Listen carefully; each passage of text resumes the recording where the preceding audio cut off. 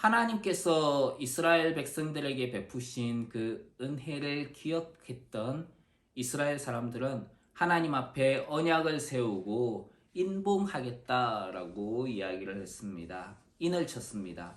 하나님과 언약을 세우고 인봉을 한다는 것은 언약의 내용을 변경하지 못하도록 하는 확실한 방법입니다. 자, 그래서 이렇게까지 하나님의 언약을 기억을 하고 인봉을 했다는 것은 하나님께서 시킨 대로 살겠습니다 하는 그런 결단을 한 것입니다. 그리고 그 인봉에 참여한 자들의 이름이 1절부터 27절까지 보면은 등장하고 있습니다. 이 사람들은 총독들과 제사장들 그리고 백성의 지도자들이었다라고 이야기를 하고 있습니다. 개혁이라고 하는 것, 영적 개혁이 이 사람들에게 가져온 결과는 하나님께서 하신 일을 먼저 기억했다는 것이고요. 그리고 자기들이 하나님 앞에 죄인이라는 것을 깨닫게 했습니다. 그리고 하나님의 은혜를 구하고 하나님의 말씀대로 살겠다라고 하는 그런 결과를 가져오고 오게 됐던 것이죠. 이것이 영적 개혁에 있어서 아주 중요한 사건입니다. 다음 주가 이제 10월 31일이죠. 그래서 어떤 교회는 이제 10월 오늘 24일인 오늘을 종교개혁 기념주일로 지키기도 합니다. 종교개혁이라고 하는 것을 우리가 아마 많이 들어보셨을 거예요. 1517년에 마틴 루터가 교황청의 그 지시에 반박을 하면서 99개의 반박문을 발표하면서 종교개혁이 시작되었습니다. 그래서 2017년에는 종교개혁 500주년을 기념하기도 했던 것이죠. 지금은 2021년이니까 벌써 500년 하고도 한 4년이 더 지난 것 같아요. 그 당시에 서방교회가 교황을 중심으로 하는 서유럽 정치, 그리고 서방교회의 면죄부 판매, 그리고 연옥에 대한 교황권 주장, 그리고 공로사상을 비판한 내용의 95개의 반박문을 기록을 하게 되었습니다. 그것으로 인해서 종교개혁이 출발했다라고 이야기를 합니다. 마틴 루터에 의해서 시작된 종교개혁은 당시 서방교회의 잘못된 가르침에서 떠나 올바른 길로 가도록 하기 위한 하나님의 이끄심이었다라고 이야기할 수 있습니다. 16세기 서방교회의 종교개혁은 이제까지 누적되어 왔던 잘못된 문제들을 해결하기 위한 운동이었습니다. 장부정치, 정치 세력의 꼭두각시인 교황, 그리고 메디치 가문하고 타 가문의 정치장이 된 교회가 정치의 그 장이 되어버리고 말았던 것이죠. 그리고 권력자로서 교황과 일부 성직자들의 도덕적인 해이, 그리고 라틴계 민족과 게르만계 민족의 차별, 그리고 차별적 세금 부과, 이탈리아 통일의 정치적 활용, 이런 여러 가지 문제들을 개혁하기 위한 운동이 종교개혁이었습니다. 그 중에서도 특히 성경의 권위와 오직 은혜, 그리고 오직 믿음을 강조함으로써 부패한 교회와 그리고 교황제도, 이런 교회의 제도를 새롭게 개혁하고자 했던 것이 서방교회의 개혁운동이었습니다. 그때 이제 개혁의 주된 사상은 5가지였는데요. 이 5가지는 당시의 교회에 만연했던 문제들이 어떠했는지를 알 수 있게 되었습니다. 첫 번째 사상은 솔라 스크립투라라고 하는 것인데 오직 성경이라는 거예요. 그 당시에는 성경이 교황의 말보다 더 권위에 미치지 못하고 있었습니다. 그런데 종교개혁자들은 성경을 원문에서 그대로 번역을 하면서 성경이 교황의 말보다 훨씬 더 권위가 있다라고 하는 것을 내세우기 시작했던 것이죠. 그리고 솔라 크리스투스, 이것이 두 번째인데 이것은 오직 그리스도라는 것입니다. 어떤 다른 존재를 통해서 하나님 앞에 나아가는 것이 아니라 오직 예수 그리스도를 통해서 하나님께 나아간다는 것이죠. 그리고 솔라 그라티아, 이건 세 번째인데, 그라티아라고 하는 것은 은혜라는 말이죠. 오직 은혜라는 거예요. 우리가 구원을 받는 것은 오직 하나님의 은혜로 인한 것이다 하는 거예요. 그 다음 네 번째가 솔라 피데, 이것은 오직 믿음으로라는 것입니다. 우리가 오직 믿음으로 하나님의 은혜를 받을 수 있다는 것이죠. 그리고 다섯 번째, 솔리 데오 글로리아, 이것은 오직 하나님께 영광을, 그런 뜻을 가지고 있습니다. 우리 사람이 사는 가장 궁극적인 목적은 하나님께 영광을 돌리기 위한 것입니다. 그리고 우리가 하는 모든 행동은 하나님의 영광을 드러내는 것이어야 한다는 것입니다. 이 다섯 가지를 오늘날에도 우리는 마음에 잘 새기고 살아야 된다는 것이죠. 서방 교회에 그렇게 종교 개혁이 있었다면 한국 교회에도 그와 같은 대부흥이 있었습니다. 그때가 1907년이었어요. 1907년 1월 14일 평양 장대현 교회에서는 그 부흥 사경회를 하고 있었어요.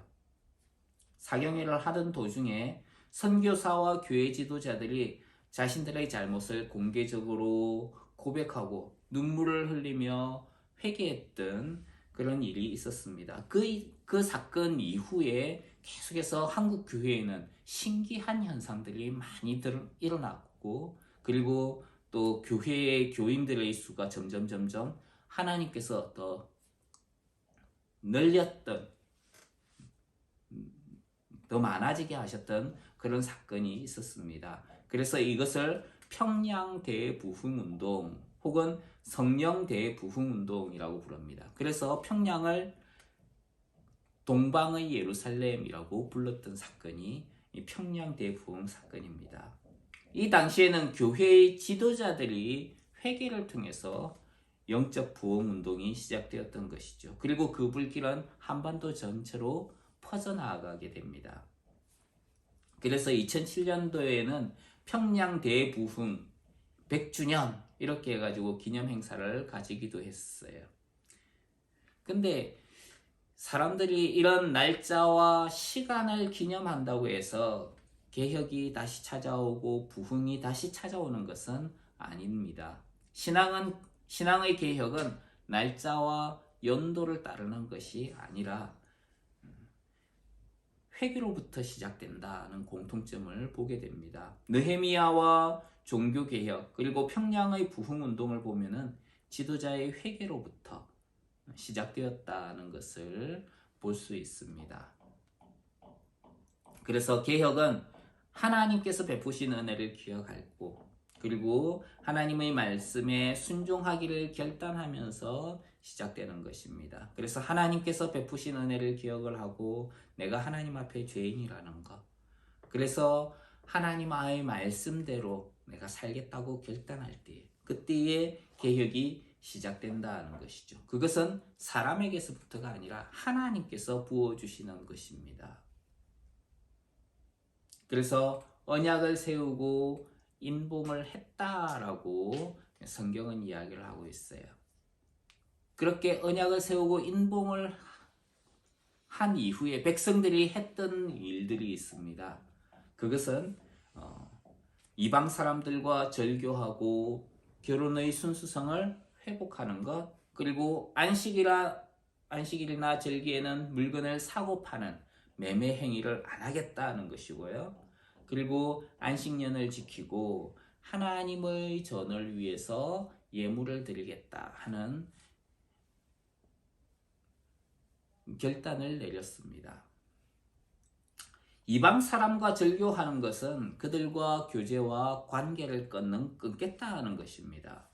이방 사람들과의 교제는 우상 숭배와 세상의 문화와 가치를 따르는 그런 결과를 가지고 오게 됩니다. 하나님께서 출애굽한 이스라엘 백성들에게 가나안 사람들을 모두 죽이라라고 하셨던 것은 이스라엘 백성들이 우상 숭배와 세상의 가치를 수용할 수 있었기 때문이었습니다. 그래서 그것을 끊어버리도록 하기 위해서 그런 세상의 문화를 단절시키라라고 했던 것이죠. 하지만은 이 이스라엘 백성들이 가나안 땅에 들어간 이후에 그들은 하나님의 말씀대로 하지 않았어요. 그러면서 그들의 문화를 그대로 수용했던 것을 보게 됩니다. 하나님의 백성이 지금도 마찬가지지만 세상의 문화와 가치를 본받는다는 것은 가장 경계해야 될 부분입니다. 하나님의 백성이 세상에 살면서 세상으로부터 영향을 받는다는 거예요. 베드로후서에서는 롯이라는 아브라함의 조카가 있죠. 아브라함의 조카 롯이 소돔과 고모라 땅에 가서 어떻게 되었는가 하는 것을 말하고 있습니다. 무법한 자의 음란한 행실을 인하여 고통하는 의로운 롯을 건지셨다라고 이야기를 해요. 롯이 어땠느냐 하면은 저희 중에 거하여, 즉 소돔과 고모라 땅에 거하면서 날마다 저 불법한 행실을 보고 듣고 하면서 그 의로운 심령이 상하게 되었다는 것입니다. 하나님의 백성이 하나님의 말씀에 가치를 두고 하나님의 말씀대로 살아야 하는데 무엇이 그들의 가치의 우선이 됐다는 거예요? 하나님이 우선이 아니고 세상이 우선이 되었다는 것입니다. 그리고 세상의 가치를 가지고 사람들을 판단하고 그리고 행동하기 시작했다는 거예요. 그렇게 하면은 좋을까요? 성경은 그 의로운 심령이 상하게 되었다라고 이야기를 합니다.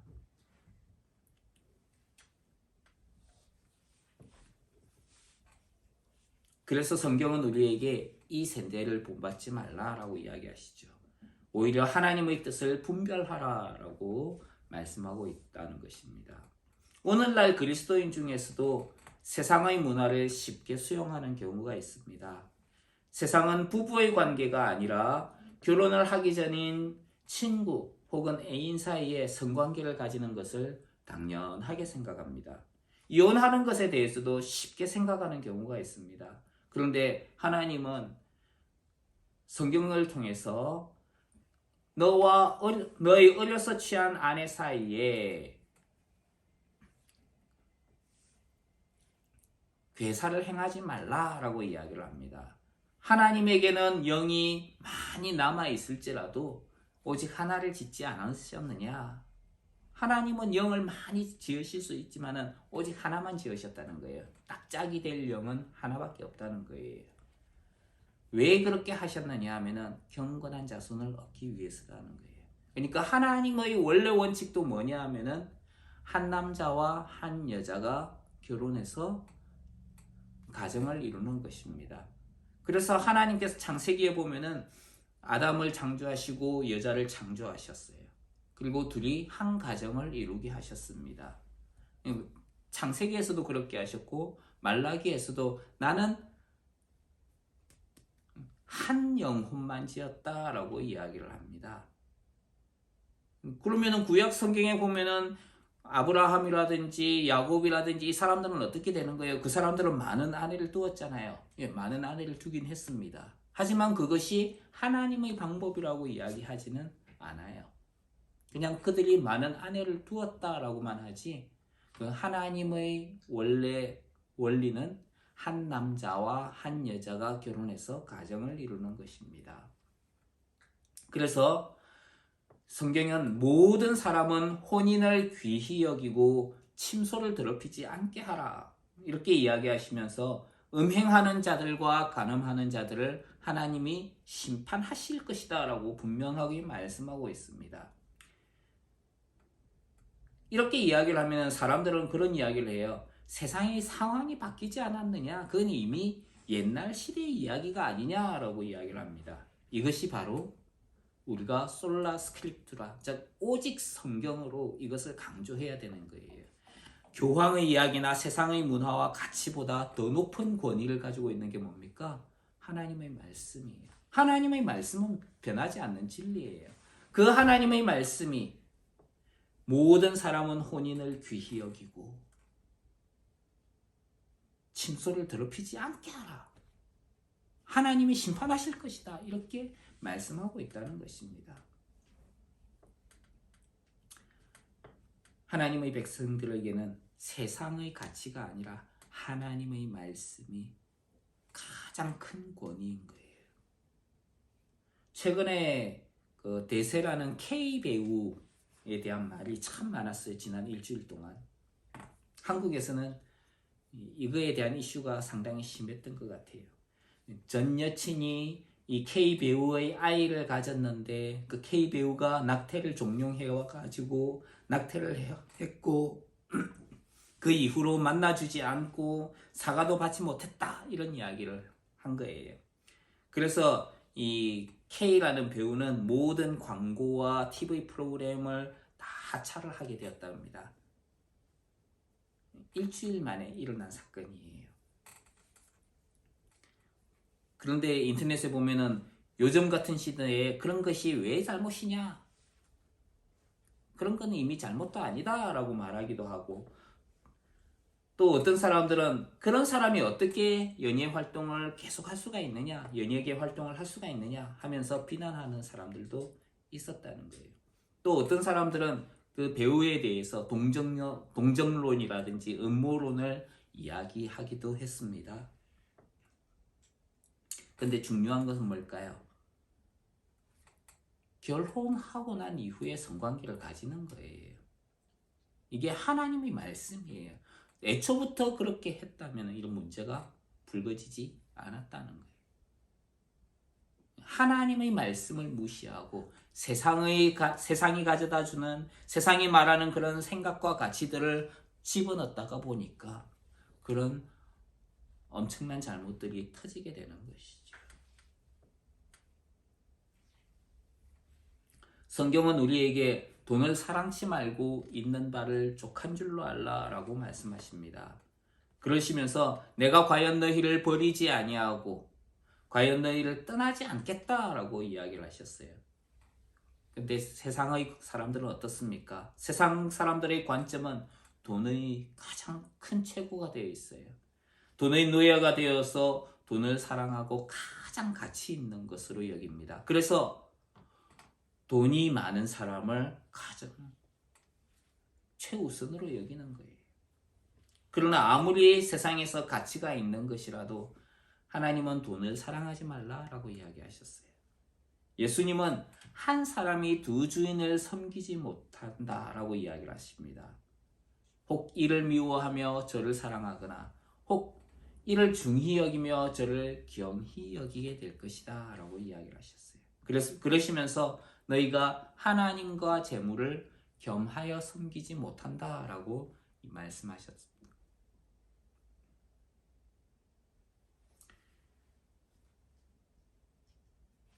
하나님을 섬기는 것, 하나님의 말씀대로 하는 것, 하나님의 가치를 받아들이는 것, 그리고 하나님의 관점으로 하는 것, 이것이 우리 그리스도인들에게, 하나님의 백성들이 해야 될 아주 중요한 원리라는 것입니다. 이스라엘 백성들은 안식일이나 절기 때에 사람들이 파는 물건을 매매하지 않기로 그렇게 결단했다라고 이야기를 합니다. 31절 말씀 한번 볼까요? 31절 같이 한번 읽겠습니다. 시작.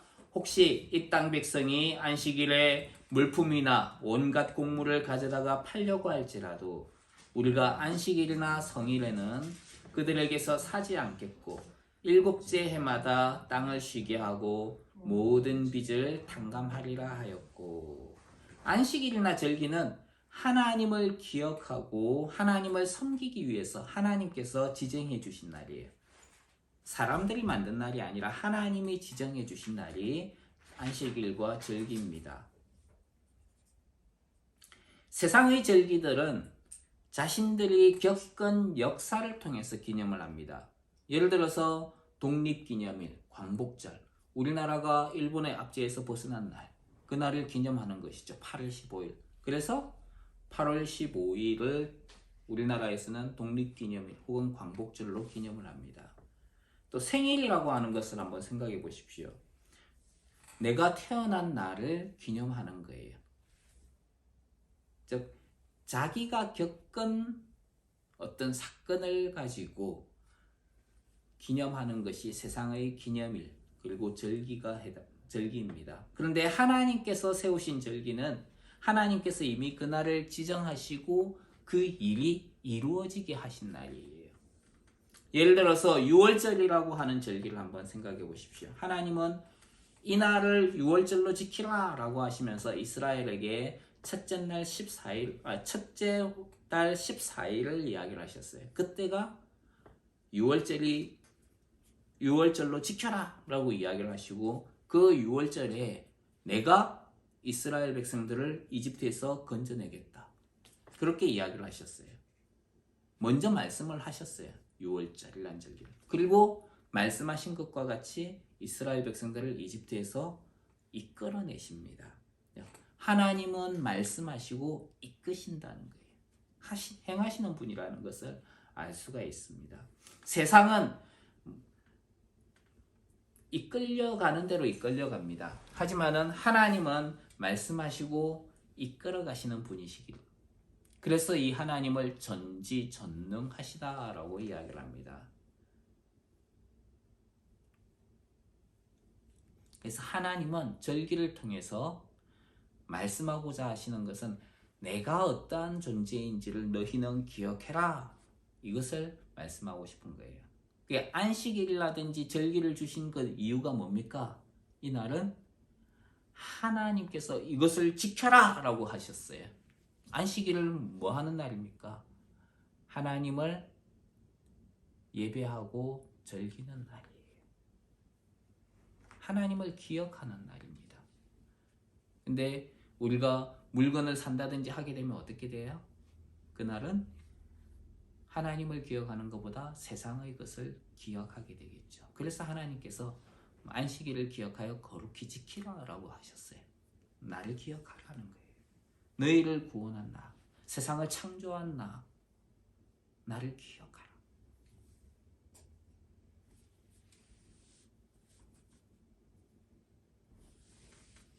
안식일이나 절기에 물건을 사고 파는 그 매매의 행위는 그 관심이 하나님이 아니라 물건에 있다는 것입니다.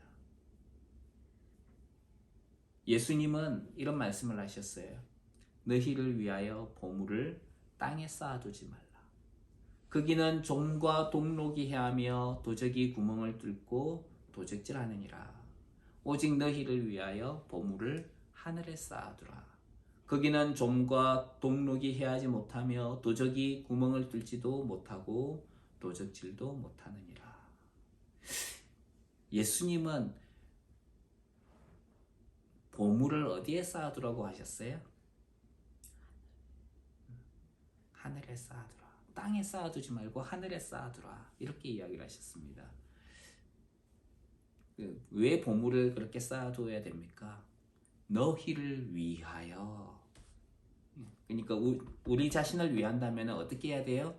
보물을 쌓아두어야 됩니다. 근데 어디에다가 쌓아두라고요? 땅이 아니라 하늘에 쌓아두라. 여기서 너희를 위하여 보물을 땅에 쌓아두지 말라, 그 말은 나를 위해 재물을 쌓지 말라, 이렇게 이해하는 사람들도 있습니다. 근데 너희를 위해서 보물을 쌓아두라 라고 하셨으니까 우리를 위해서 우리가 보물을 쌓아두어야 한다. 그럼 보물을 쌓아두어야 될까요? 쌓아두면 안 되는 것일까요? 주님은 너희를 위하여 쌓아두라. 근데 거기가 어디? 땅이 아니라 하늘에 쌓아두라 라고 합니다. 주님도 우리가 보물을 쌓기를 원하신다는 것이죠.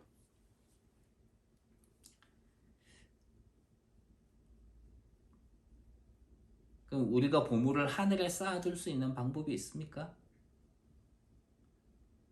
그런데 보물을 하늘에 쌓아두라 라고 하시면서 어떻게 하늘에 쌓아두는지는 이야기를 안 하고 계세요. 주님, 어떻게 하면 보물을 하늘에 쌓을 수 있습니까? 그러면은 여기에서 주님께서 말씀하시고자 하는 것은 보물을 땅이든지 하늘에 쌓아두는 것, 어떻게 쌓는가, 이것이 목적이 아니라 이 말씀을 하신 것에는 다른 의도가 있다는 것을 알 수 있습니다. 그것은 우리의 관심이 보물이 아니라 보물이 있는 곳에 관심을 가지고 있어야 된다는 것을 알 수가 있습니다. 너희의 보물이 있는 그곳에 너희의 관심도 있다 그랬으니까 하늘에 쌓아두라라고 하신 것은 너희 관심을 무엇에 두라? 보물이 아니라 하늘에 두라는 거예요.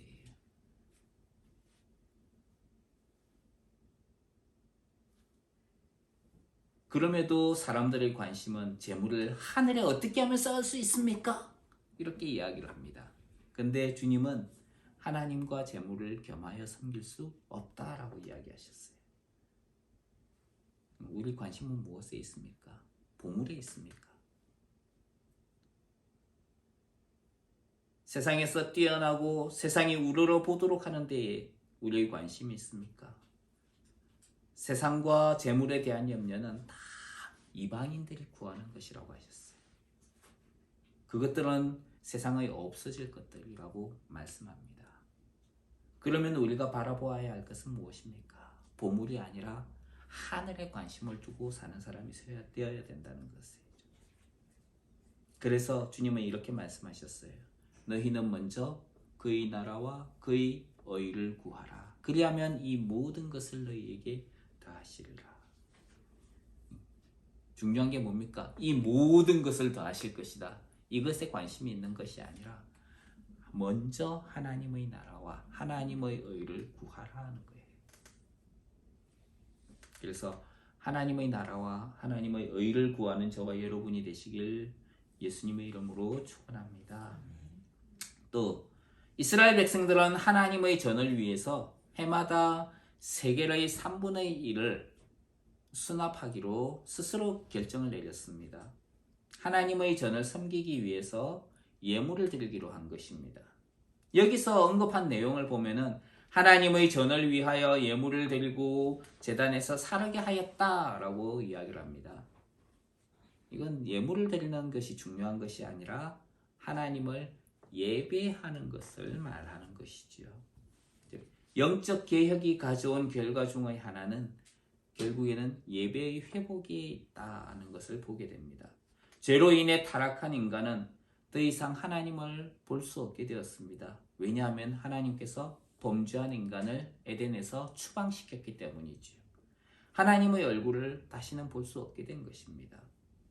이것은 다른 말로 하자면 더 이상 하나님을 예배할 수 없게 되었다는 것입니다. 그럼에도 하나님은 사람들이 하나님을 만나고 예배할 수 있도록 길을 열어놓으셨습니다. 인간이 에덴 동산에서 추방된 이후에 제사와 예물과 번제와 속죄제를 통해서 사람들을 만나 주셨습니다. 이와 같이 하나님은 어린 양과 같은 하나님의 아들 예수 그리스도를 통해서 아들을 믿는 모든 자들에게 그 모든 죄를 사하시고 하나님이 베푸신 구원을 얻게 하셨습니다. 그래서 하나님을 알현할 수 있도록 하나님을 만날 수 있도록 그렇게 해주셨습니다. 하나님을 만나면 뭐 할까요? 그 안에서 우리가 하나님과 교제가 일어나게 되는 거예요. 하나님을 누리고 하나님과 함께 즐거워하면서 하나님과 교제하는 것. 이게 뭐냐 하면은 이게 예배이고 이게 안식이에요. 우리가 하나님의 얼굴을 볼 때 어떻게 될까요? 옛날에는 죽을 수밖에 없었어요. 하나님을 만나면. 그런데 이제는 이렇게 이야기를 합니다. 여호와는 그 얼굴로 내게 비치사 은혜 베푸시기를 원하며 여호와는 그 얼굴을 내게로 향하여 드사 평강 주시기를 원하노라. 얼굴과 관련된 하나님의 얼굴과 관련된 이야기를 가만히 보면은 하나님의 얼굴은 우리에게 은혜를 베푸시고 또 하나님의 얼굴은 우리에게 평강을 주신다. 우리가 하나님을 예배할 때에 하나님의 얼굴을 본다는 것은 하나님을 예배하는 것이죠. 하나님을 예배할 때에 우리에게 하나님께서 은혜를 베푸시고 또 평강의 복을 주신다는 것입니다. 하나님을 예배하는 것은 결국 하나님을 섬기는 것으로 나타납니다. 하나님을 섬기는 것은 하나님의 뜻대로 사는 것과 하나님의 뜻대로 행하는 것을 말합니다. 구약 성경에서는 이것이 하나님의 율법을 지키는 것이다 라고 이야기를 합니다.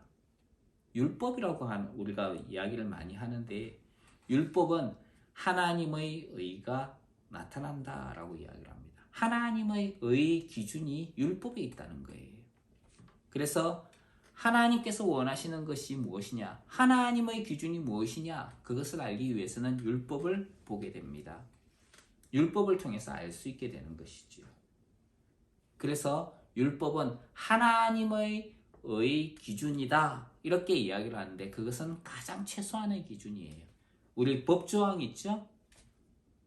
세상의 나라들을 보면 법조항이 있잖아요. 그 법조항은 가장 최소한의 원리들이에요.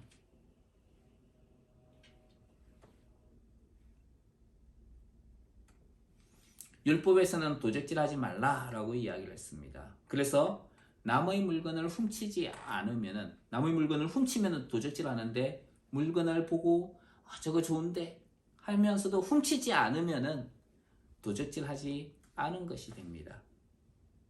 그런데 이것을 바로 율법 아래에 있는 삶이라고 이야기해요. 율법 아래에 있는 삶은 이 사람이 실제로 행동을 했느냐 안 했느냐 그걸로 판단이 됩니다. 물건을 보고 저거 가져야지 탐심의 마음을 가졌지만은 안 훔쳤어요.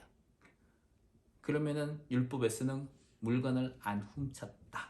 율법에 의해서 그 사람은 도둑질하지 않은 사람이 됩니다. 그런데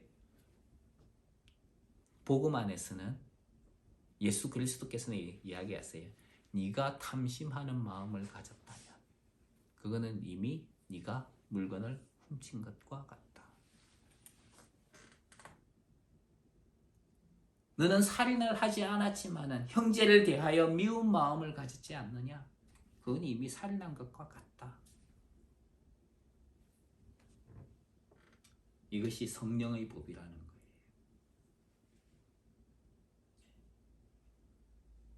결국 영적 개혁은 하나님을 예배하고 섬기는 것으로 드러나게 됩니다. 하나님을 섬기는 것은 하나님의 사랑을 세상 가운데 비추는 것으로 드러나게 됩니다.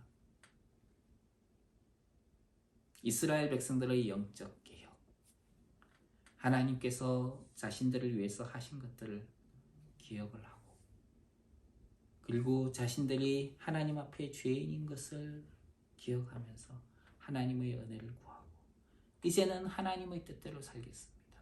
이것이 영적 개혁의 내용이었어요. 종교 개혁 어떻습니까? 하나님 앞에서 다시 올바로 살겠습니다. 오늘날 우리는 동일하게 영적인 개혁을 해야 됩니다. 영적 개혁으로 깨어나야 돼요. 하나님께서 베푸신 것들을 기억을 하고 내가 하나님 앞에 죄인이며 하나님 앞에 겸손한 존재라고 하는 것. 겸손히 하나님 앞에 나아가야 되는 것이죠. 그리고 하나님의 뜻대로 살겠습니다. 하나님을 예배하는 것이 무엇입니까? 하나님을 섬기는 것으로 드러나요. 하나님을 섬긴다는 것은 하나님께서 원하시는 대로 사는 것을 말합니다. 하나님께서 무엇을 원하실까요? 율법을 지키면서 살라. 그것 이상의 것을 우리에게 원하세요. 율법을 지키면서 살라. 그거는 가장 최소한의 것이라 그랬죠. 그 원리를 세우신 하나님이 무엇을 원하시겠습니까? 서로 사랑하면서 살라. 이것을 하나님은 원하시는 거예요.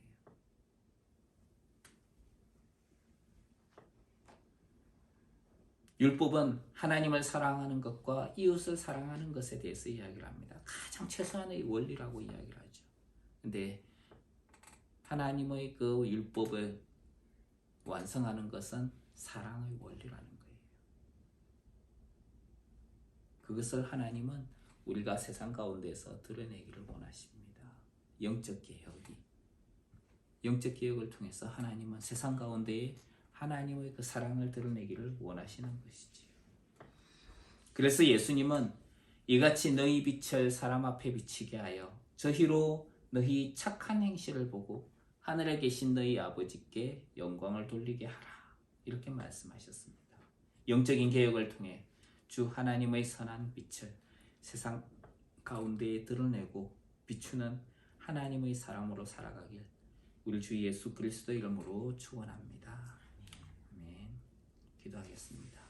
하나님, 우리가 영적인 개혁을 통해서 하나님께서 행하신 것을 기억을 하면서 그리고 나 자신을 겸손히 하나님 앞에 낮추고 하나님의 말씀대로 살겠다는 의지를 가지고 주 하나님의 선한 빛을 세상 가운데에 드러내고 비추는 하나님의 사람으로 살아가게 하여 주시옵소서. 예수님의 이름으로 기도합니다. 아멘.